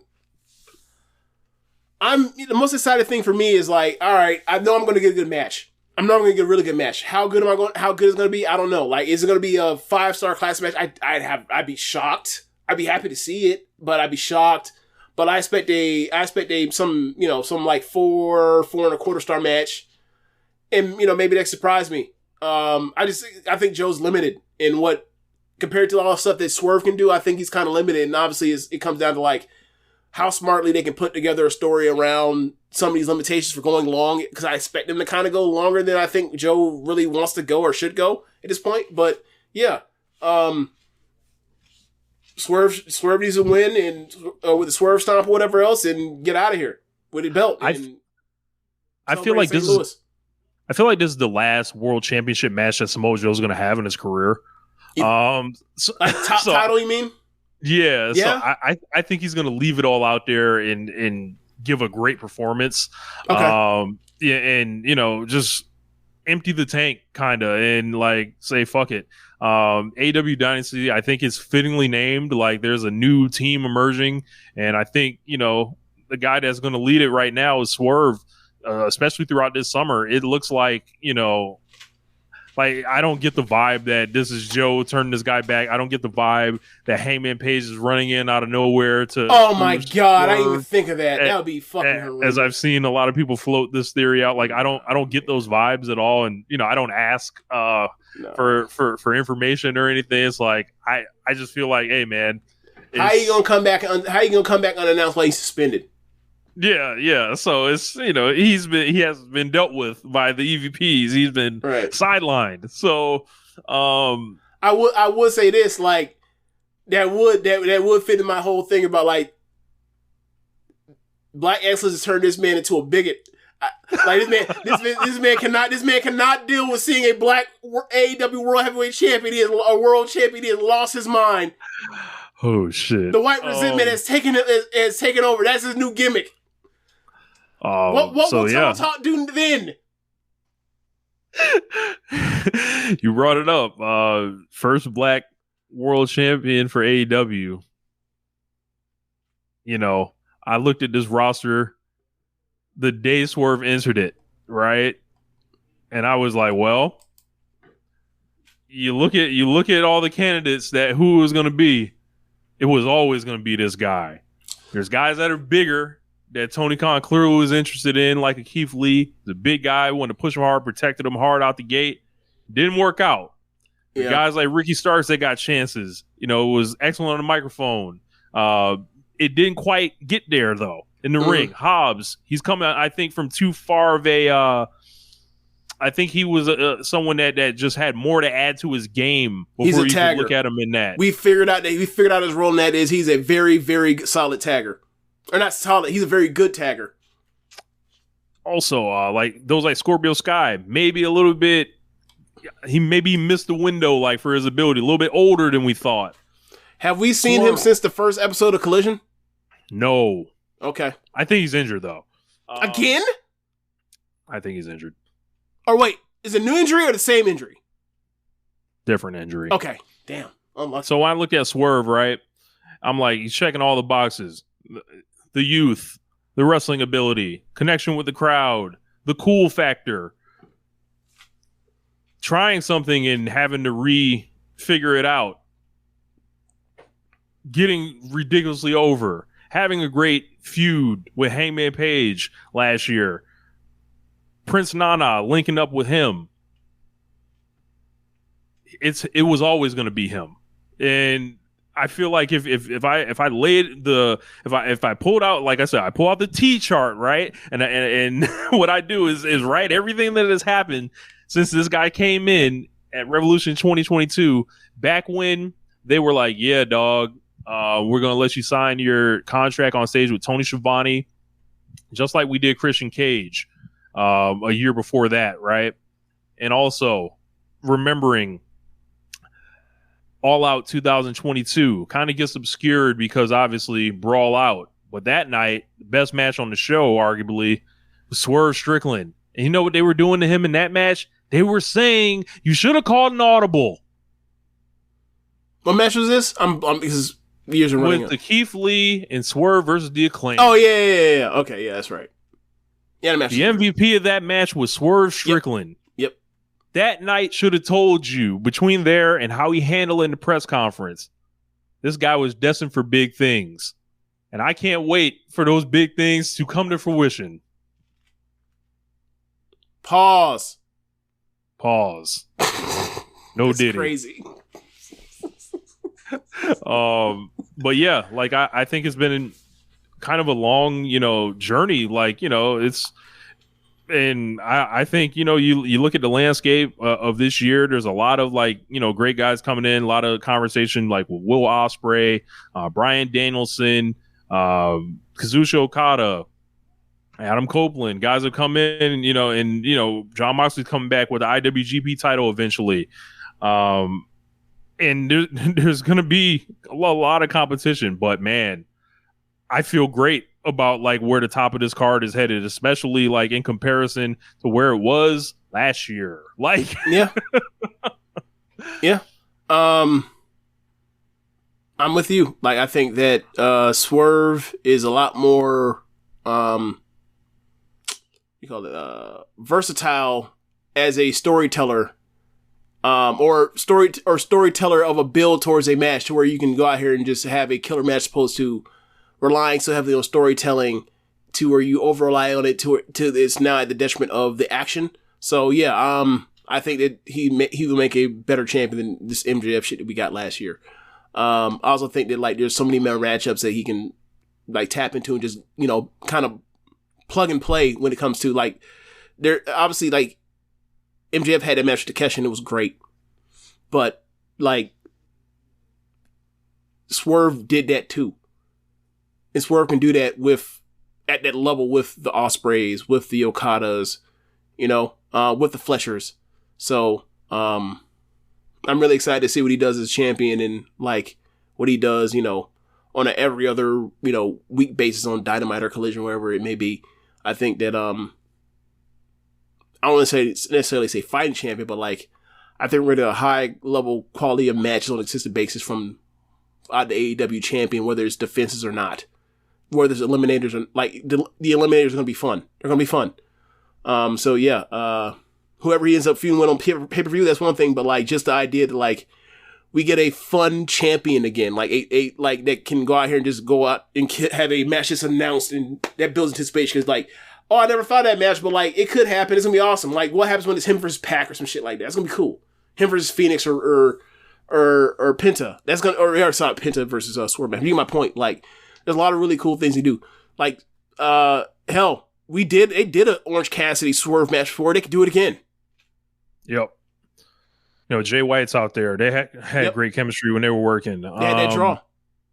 Yep. So, AEW Dynasty should be a great show. I'll be there. Oh, also, Moxley beat Swerve in the Kind of Classic. That needs to be brought back up eventually at some point during this title reign. That's what a good booker would do. Bryan Danielson beat Swerve on that Title Tuesday deal. I would imagine, you know, there's something there. There's a lot of interesting threads to pull on. It's just going to be how they put them all together. And, you know, I think people are going to be, you know, I don't think there's bad options. Like, I think that, you know, any way they go with it is like, all right, we're pairing these guys off. Boom, that's going to work. We're pairing these guys off. Boom, that's going to work. The wrestlers are so good that, and seemingly interchangeable with each other. Like, oh, your strengths might fit a little bit better with this particular guy, but don't worry, we've got this guy in 2 months for you. So like, this is gonna be a great, exciting summer, I think, in AEW. Yeah, I can see that, definitely.